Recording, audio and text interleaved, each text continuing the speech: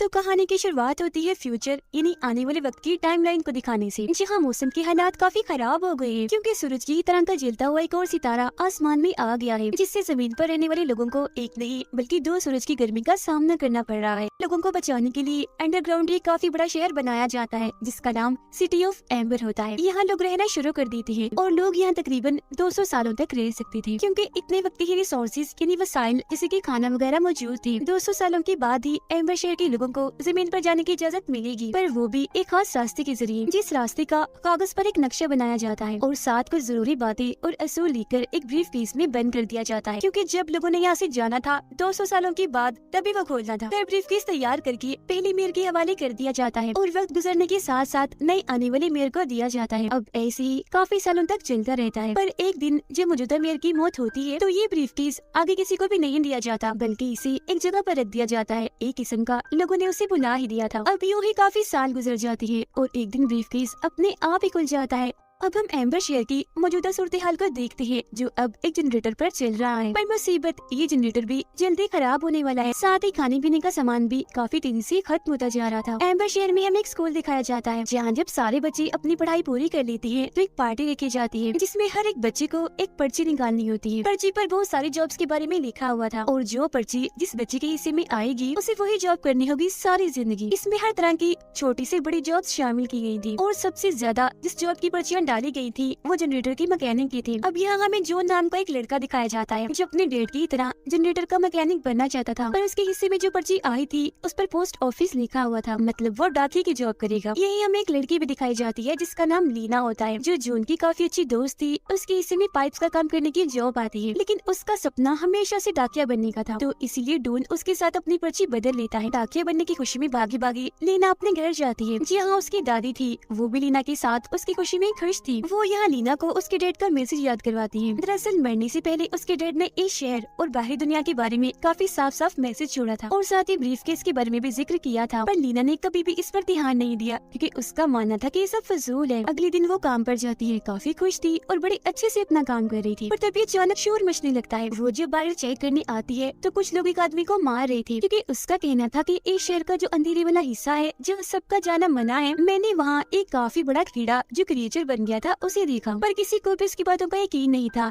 सब पागल समझकर उसे मार रहे थे। लेकिन यहाँ पर लीना को उस क्रिएचर का सींग मिल जाता है जिसे उस आदमी ने फेंक दिया था, तो ये उसे अपने पास रख लेती है। डॉन भी काम पर जाता है, पर यहाँ उसका बॉस काफी गुस्से वाला था, उससे बहुत मुश्किल काम करवाता है। डॉन अपने बॉस को कहता है कि मैं पाइपलाइन को ठीक करना चाहता हूँ जो खराब है, पर उसका बॉस ये कहते हुए मना कर देता है कि रहने दो, तुम नहीं कर पाओगे क्योंकि तुमसे पहले भी बहुत सारे लोगों ने कोशिश की पर कुछ नहीं हुआ। वो फिर डॉन को एक मरे हुए वर्कर का हेलमेट देकर काम पर लगने का कहता है, पर क्योंकि पाइपलाइन की मसले को उसने ठीक करना था कैसे भी करके, तो वो चोरी चोरी अपने बॉस की जीप से पाइपलाइन का नक्शा चुरा लेता है। उसके जरिए इस पूरी जगह को चेक करते हुए वो काफी आगे चला गया था। वो फिर कमरा नंबर 351 के बाहर पहुंचता है जहां सबका जाना मना था और यहाँ आकर तो उसकी लगन और बढ़ जाती है। साथ ही वो काफी हैरान भी था क्योंकि इस तरह का कोई भी कमरा नक्शे में था ही नहीं, तो इसीलिए वो अपनी खोज जारी रखता है। ये पाइपलाइंस काफी बड़ी थी, कोई भी नहीं जानता था कि ये कहाँ तक जाती है। आगे बढ़ते हुए वो एक ऐसी जगह पर पहुँचता है जहाँ पर खाना रखा जाता है, पर वो ये देखकर काफी घबरा जाता है कि खाना काफी हद तक खत्म हो गया है। तभी इधर फोर्ट गार्ड जो यहाँ की रखवाली करता है वो डॉन को गले से आकर पकड़ लेता है क्योंकि यहाँ तक आना सबका मना था। वो उस पर गुस्सा कर ही रहा था कि तभी अचानक जनरेटर बंद हो जाता है और धीरे धीरे करके पूरे शहर की लाइट चली जाती है।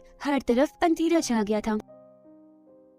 अब जनरेटर को फिलहाल तो ठीक कर लिया जाता है, पर सब जानते थे कि वो ज्यादा टाइम तक चलने वाला नहीं है। इसी रात लीना अपनी दादी के घर जाती है और उनसे उस ब्रीफ केस के बारे में पूछती है। दरअसल जब भी ब्रीफ केस का सिलसिला चल रहा था तो लीना के दादा भी मेयर थे और उनकी मौत होने के साथ ये ब्रीफ केस आगे किसी मेयर को भी नहीं दिया गया। वो ब्रीफ केस को ढूंढती है जो उसे मिल तो जाता है, पर वो नहीं जानती थी कि आखिर इसके साथ करना क्या है। अगले दिन जब लीना पेड़ के पास जाती है तो वो खाने के डिब्बे छुपा रहा था जिसे वो देख चुकी थी। मेयर यहाँ लगी कुछ तस्वीरें लीना को दिखाता है जिसमें उसकी दादा की तस्वीर भी थी और उन्होंने ये ब्रीफ केस पकड़ा हुआ था। अब उन लोगों के ऊपर हालात खराब होने लगते हैं क्योंकि अब उन्हें खाने पीने और दवाइयों की तंगी से गुजरना पड़ रहा था। अब लीना डॉन से मिलती है और उसे वो सींग देती है जो उसी बड़े कीड़े यानी क्रिएचर का था जिसे आदमी ने फेंक दिया था। डॉन सींग लेकर अपने डैड की मदद से पता लगवाता है कि ये असली है या नहीं। उसके डैड के पास काफी जानकारी थी इस बारे में, पर उन्हें भी समझ नहीं लगती कि आखिर किसी कीड़े का सींग इतना बड़ा कैसे हो सकता है। वो फिर डॉन की मदद करने से इनकार कर देते हैं क्योंकि वो नहीं चाहते थे कि वो इस शहर के बारे में ज्यादा खोज करे। उसके डैड से भी कोई मदद ना मिलने पर लीना उसे वो ब्रीफ केस दिखाती है जिसमें से एक फटा हुआ कागज का टुकड़ा,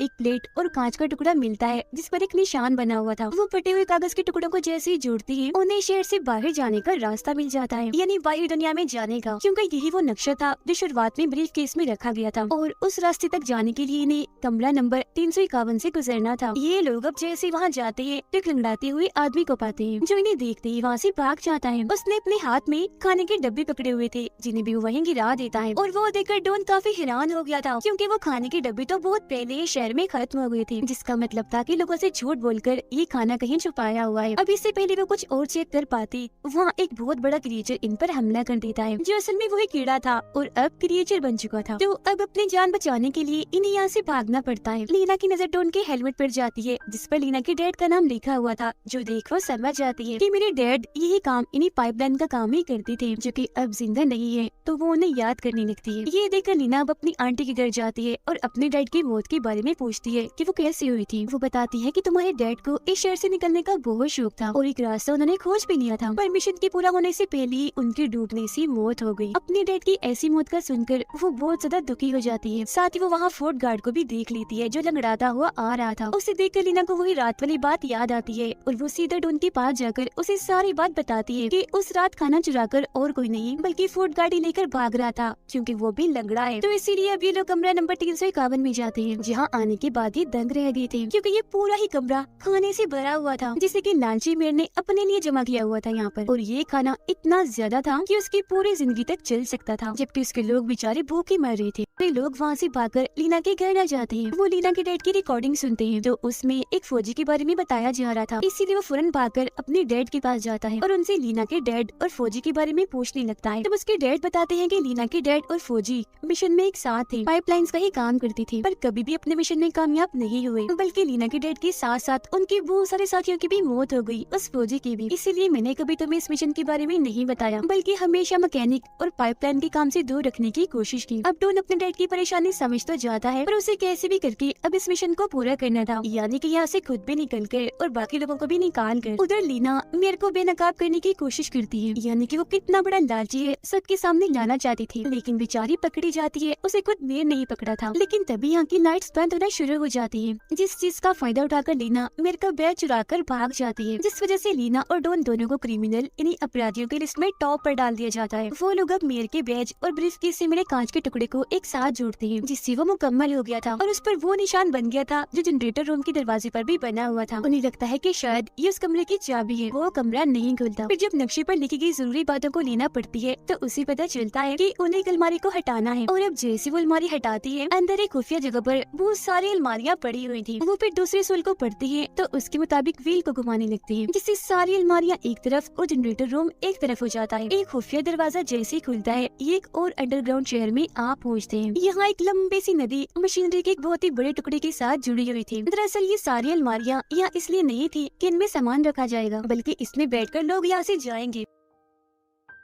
तीसरे सोल के मुताबिक इन्हें कंट्रोल रूम में जाना था, और अब यहाँ ये उस बैच और कांच के टुकड़े को एक चाबी की तरह जैसे इस्तेमाल करती है जो कंट्रोल रूम का दरवाजा खुल जाता है। अंदर आकर ये बहुत सारे बटन्स को देखते हैं जो यहाँ की सारी मशीनरी को कंट्रोल करते थे। बताई गई जरूरी बातों के मुताबिक वो जैसे व्हील को घुमाते हैं, बटन दबाते हैं तो मशीनरी अपने आप ही घूमने लगती है। लेकिन मुसीबत इनके लिए तब बढ़ती है जब पानी का प्रेशर बढ़ता है और शहर की लाइट्स अब तेज तेज काम करने लगती है। अचानक प्रेशर इतना बढ़ जाता है कि पाइप लाइन्स टूट जाती है, जिससे अब सैलाब आने का खतरा था। मेयर जब सारे लोगों के साथ खड़ा हुआ था तो वहाँ भी सब हिलने लगता है, चिंगारियाँ आकर गिरने लगती हैं, जिससे मेयर समझ जाता है कि मेरा राज सबके सामने आने वाला है और ये शहर भी सैलाब की वजह से तबाह होने वाला है। इसीलिए वो एक ऐसे कमरे में चला जाता है जहाँ पानी नहीं आ सकता था, लेकिन एक बहुत ही बड़ा क्रिएचर वहाँ आकर मेयर पर हमला कर देता है और उसे फौरन निगल जाता है। पानी का प्रेशर बढ़ता ही जा रहा था तो सारे सिस्टम को ठीक करने के लिए डॉन का बॉस वहाँ आता है और वो डॉन से कहते हैं कि पानी के प्रेशर को रोकने, मशीनरी को ठीक करने के लिए हैंडल को पकड़े रखना है, जो काम जाहिर है खतरनाक है पर लोगों की जान ऐसे बचाई जा सकती है, तो तुम यहाँ से भाग जाओ, ये काम मैं कर लूंगा। अब हालांकि डॉन ऐसा करना तो नहीं चाहता था पर उसे जाना ही पड़ता है और उसका बॉस अपनी जान पर खेलकर हैंडल को पकड़े ही रखता है। अब यहाँ लीना, उसकी छोटी बहन और डॉन एक किश्ती में बैठ जाते हैं। पानी के प्रेशर की वजह से उनकी किश्ती वहाँ से निकल जाती है। वो लोग काफी आगे आकर एक ऐसी सुरंग में आ जाते हैं जहाँ बहुत ही अंधेरा था। इन लोगों को ठीक नहीं लग रहा था तो अपनी जान बचाने के लिए दुआएं करने लगती है। अब ये लोग एक काफी बड़े झरने से नीचे आ रही थी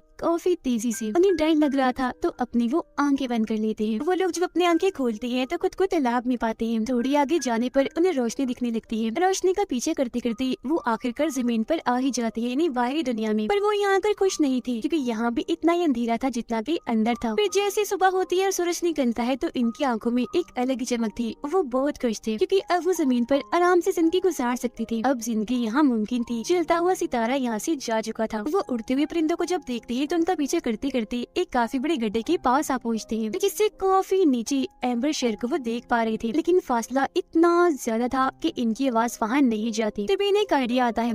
लीना उस रास्ते का नक्शा एक पत्थर पर बांधकर नीचे फेंक देती है, जिसे ढूंढ के डैड उठा लेती है और इस तरह से सारे लोग वहाँ से बाहर दुनिया में आकर बैठ जाते हैं। इसी के साथ ही कहानी इधर ही खत्म हो जाती है।